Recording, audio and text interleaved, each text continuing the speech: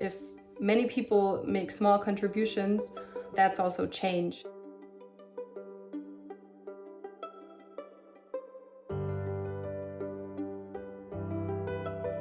It's part of the outdoor experience.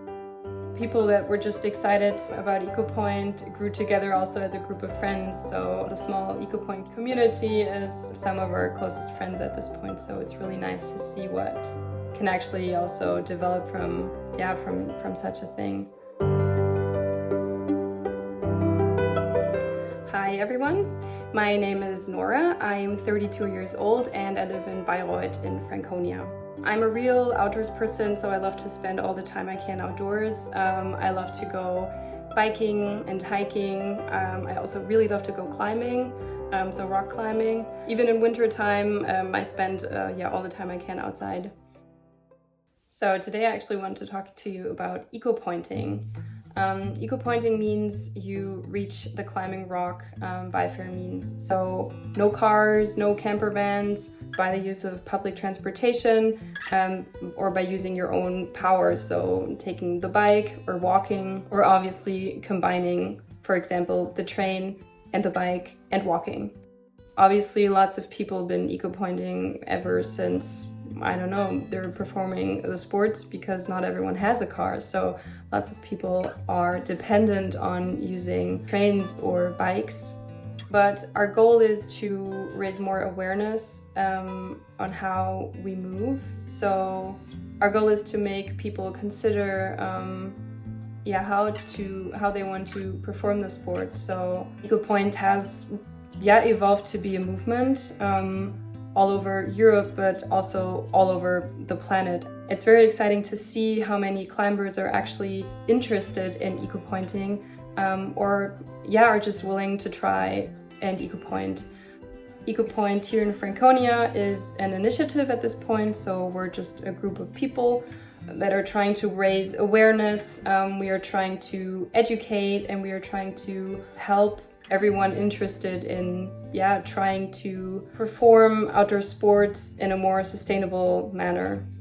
So the goal is to just be more aware of how we consume, and especially in the outdoor sport sector, a lot of CO2 can be saved if we just try not to use the cars and the planes, obviously. We all move around every day, more or less. If we go to work, we need to go from home to our workplace. If we go to the gym, or especially for me, if I want to go to a place somewhere outdoor, the forest or a climbing rock, I have to get there somehow. The typical means of transportation used in outdoor sports is the car. It's very convenient. You can just hop in at home and park wherever you want to stay. And in climbing also, buses or camper vans are very, very famous. You can imagine, especially if you go towards remote places, it's very challenging if you want to leave the car at home. You can take your bike, but it's just not always possible. There's the possibility to take a bus or a train, but you always depend on buses and trains actually driving there. So a large problem that I see is that public transportation is just not something everyone can use, especially from remote areas. If you live in a city, it's possible to get outside of the city, but then again, if you want to go towards a remote area, it's just very challenging.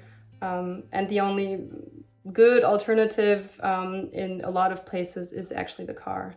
So that's one of the big problems that I see in the sector of mobility. And there's a lot of potential. I think in the public transportation sector, a lot can be done.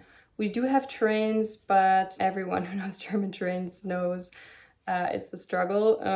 It's always a gamble whether your train comes. So there's definitely lots of room for improvement. But also to take the bike on the train is quite a challenge here. There is the possibility to take the bike, but it does cost, and often the train is so full that it's just impossible. If there were more trains and the trains were equipped with more space for bikes, for example, more people would actually use these trains. That's also something that could really be done. Getting from one train station to another does work, but often the problem is how to get from the train station to wherever you want to go. So Sometimes there's buses, sometimes there's not. Especially from towns to more remote areas, it's very challenging.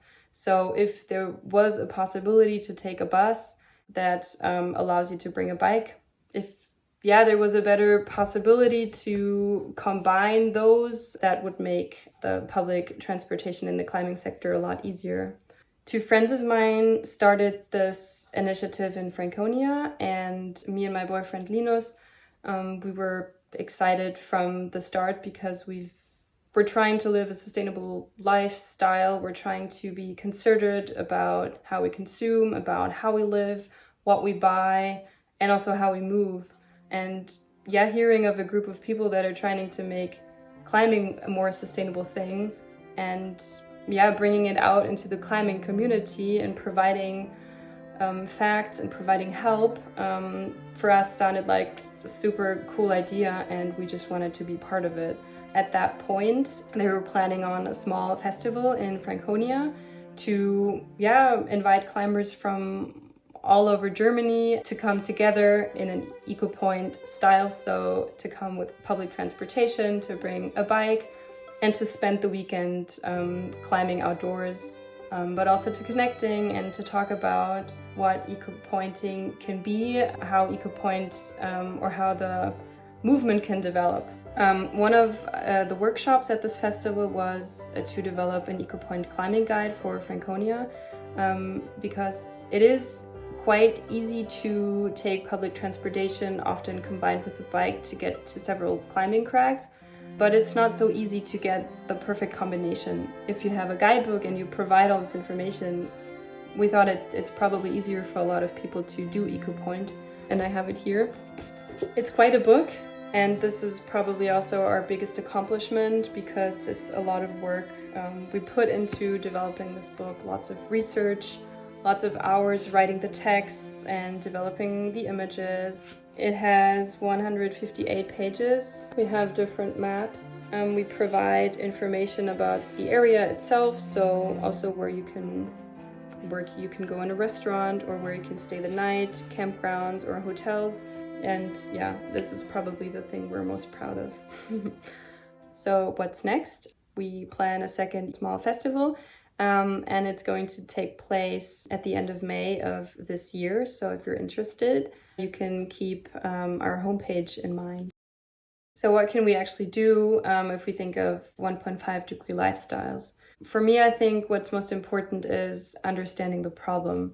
If we understand how serious the climate crisis really is, we also have the urge to do something for ourselves. A lot of decisions are political, obviously, and the industry sector plays a huge role in CO2 emissions and also in the use of resources.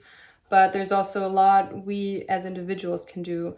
And I think if we understand the severity of the issue, and we understand that we can actually do a lot, if we all just consider how we want to contribute and how we want to live our lives, how we want to consume food or consume clothes, for example. Is it necessary to take the car all the time? Do I have to take the plane to go on vacation? It's not necessary to stop from one day to another and reducing by 100%. For me, I think it's just really important to be aware of what we do and how we do it. Also think ahead into the future and be aware that there are future generations that would like to live on this planet the same way that we do, and enjoy its beautiful nature and enjoy its biodiversity, plants, animals, birds, insects, be able to go to the mountains for vacation, see glaciers, go skiing, all these things. And also to understand that we, with our small decisions, we can contribute. I think that's something we need to understand. A, the problem, and that B, we can actually do something.